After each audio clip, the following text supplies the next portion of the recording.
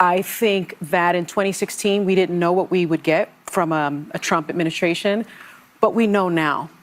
And we know now that he will have almost unfettered power. And so I worry not about myself, actually. I don't worry about my station in life. I worry about the working class. I worry about my mother, a retired teacher. I worry about our elderly and their Social Security and their Medicare. I worry about my children's future, especially my daughter, who now has less rights than I have. And I remember my father telling me many, many years ago that I was the first person in his family to enjoy full civil rights. And now I have less civil rights than I had when he told me that. As predicted, The View, Whoopi Goldberg, Sunny Hostin, Joy Behar, and the rest of The View are absolutely melting down over the fact that Donald Trump has won the 2024 presidential election. It's glorious. It's a great day for us, and the worst of days for Whoopi Goldberg, Joy Behar, Sunny Hostin, and the rest of The View. Let's get into this clip here where they are absolutely 100% melting down. Even Whoopi Goldberg at the beginning here gets teary-eyed, starts tearing up, and then Joy Behar takes over for her so that she doesn't break down crying. And also, Whoopi Goldberg seems to be the only one that didn't get the memo that they were dressing as if today was a funeral, because the rest of the hosts on The View are dressed in all black. Let's get into this clip here of The View melting down live on their show over Trump's 2024 presidential win. Oh, what happened last night? Anybody do anything interesting? Okay. The 2024 presidential race ended yesterday, and this is what the country and the world woke up to this morning. Take a look. This was a movement like nobody's ever seen before. And frankly, this was, I believe, the greatest political movement of all time. And now it's going to reach a new level of importance because we're going to help our country heal. We have a country that needs help, and it needs help very badly. We're going to fix our borders. We're going to fix everything about our country. America's future will be bigger, better, bolder, richer, safer, and stronger than it has ever been before. God bless you, and God bless America. Thank you very much. So, how you feel? I'll start. Yeah, go ahead. My takeaway is that the system works. We live in a democracy. People spoke. This is what people wanted. I vehemently disagree with the decision that Americans made, but I feel very, very hopeful that we have a democratic system in this country. We should value it. We should love it. We should protest if the situation arises that we need to protest, which I'm sure it will. And I've been through this before with Nixon. It's been very difficult. But boy, oh boy, do we have a country if we can keep it. Yeah. Well, Yeah, luckily we voted to keep it yesterday. If we didn't vote the way that we did, if Americans didn't vote going against Joy Behar and The View, I don't know how much longer this thing would have lasted. I said it on a live stream yesterday. By the way, we'll probably be going live later tonight as well. So if you're interested in that, subscribe, turn on notifications so you see when I go live. We'll go live covering all the meltdowns from all the leftists and just the election results in general when it comes to the House, the Senate, all that stuff. We'll go live breaking that all down with a few guests as well. But I said on a live stream yesterday, I don't know how long our country genuinely would have lasted as a constitutional republic or a democratic nation if we didn't win the election yesterday. I genuinely don't know. I'm not the biggest Elon Musk fan ever, but I 100% agree with Elon Musk telling Joe Rogan that if Kamala wins this election, this will be the last election. And what he means by that is there will be more elections, but they will just purely be theatrical. They will purely be theater to act like we have a say in things. If Kamala were to win that election, they would have let in so many illegal immigrants into all the swing states. And for some reason, it's against the law to have them show their ID to vote. There's multiple stories that came out of that. They had that one guy, I think it was an Asian guy at a college. He's in a college. He's an immigrant. I think he's a legal immigrant, but he voted multiple times. He voted like 6 or 7 times. And the only way that they caught him, the only reason why they caught him is because he, for some reason, went back to the polling station and asked for his ballot back. And then they caught him voting multiple times because you can't show your ID. It's illegal to make them show their ID. It's ridiculous. Why do you think that they're doing that? Do you think they just have some moral obligation to not make people show ID? Because if that was the case, Why don't they go after making people show ID to buy alcohol or to purchase marijuana? Why is it only to vote you don't have to show your ID? It makes zero sense until it starts to make sense.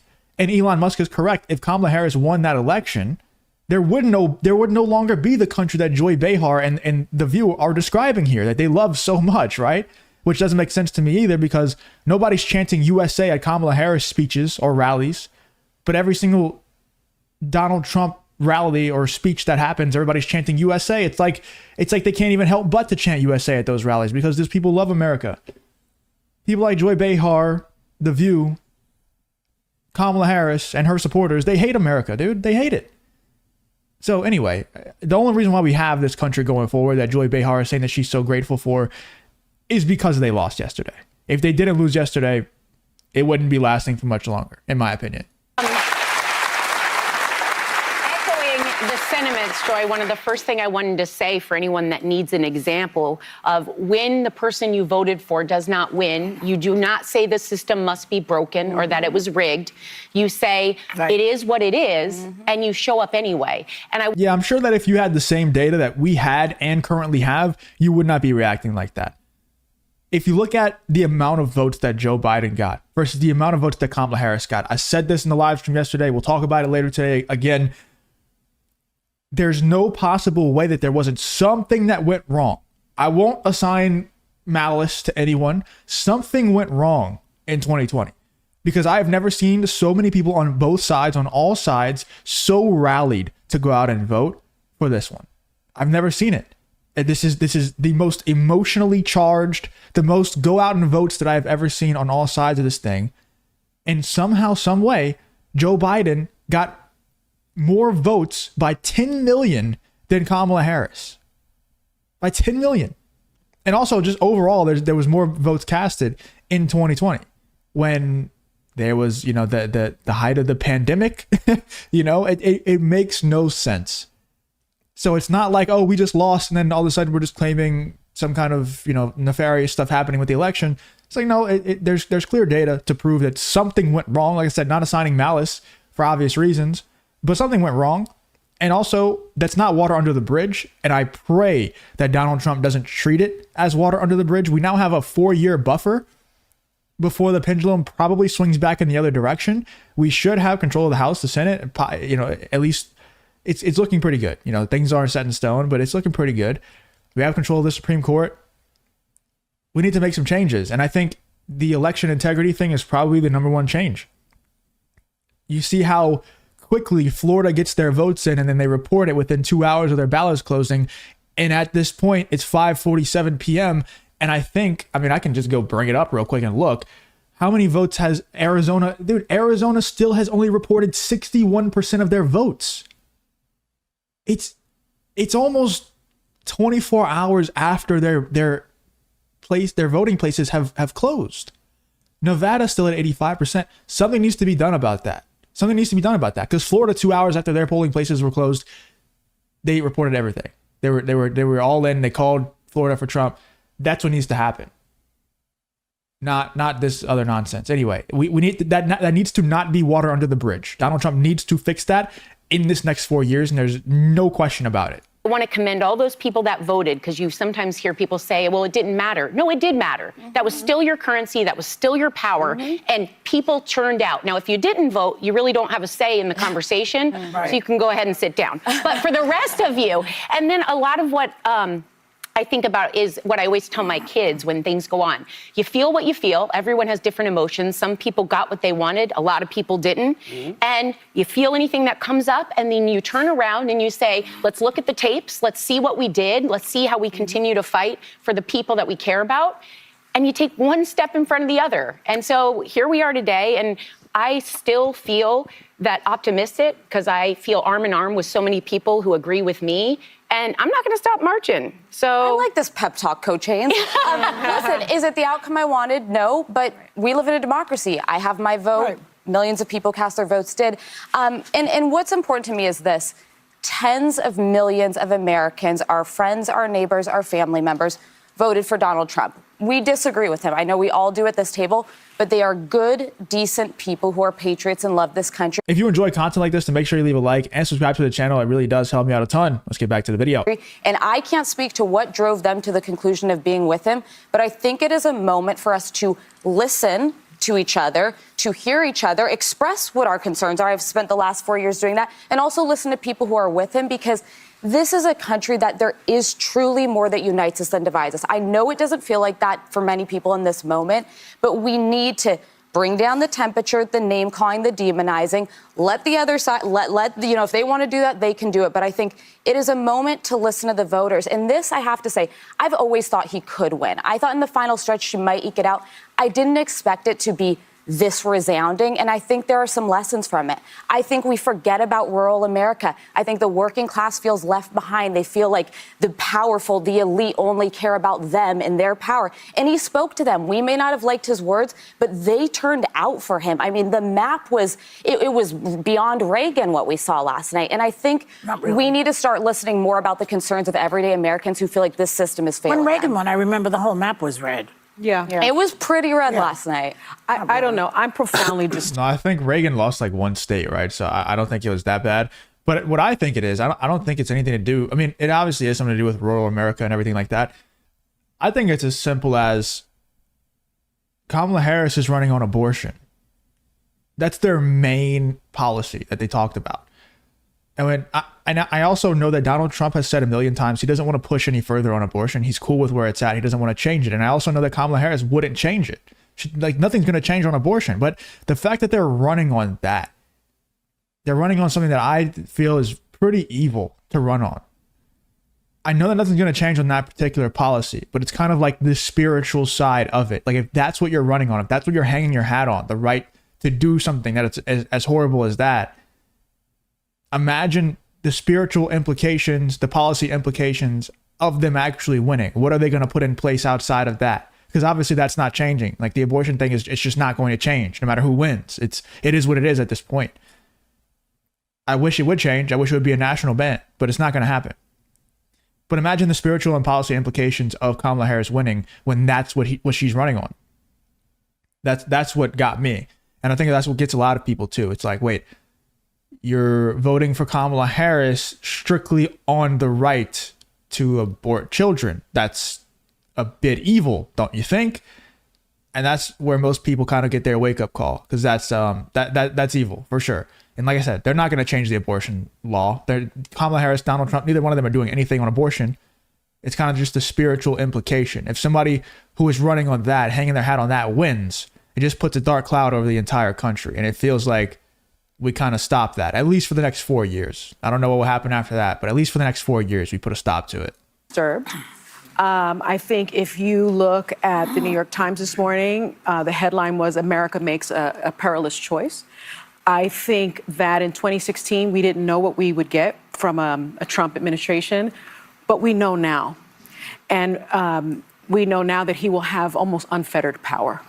And so I worry not about myself, actually. I don't worry about my station in life. I worry about the working class.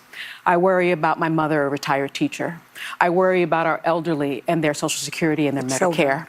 I worry about my children's future, especially my daughter, who now has less rights than I have. And I remember my father telling me many, many years ago that I was the first person in his family to enjoy full civil rights. And now I have less civil rights than I had when he told me that. If you enjoy content like this, then make sure you leave a like and subscribe to the channel. It really does help me out a ton. Let's get back to the video. So again, I'm profoundly disturbed that the 14th Amendment of the Constitution did not prevent someone who participated in an insurrection from becoming president of the United States.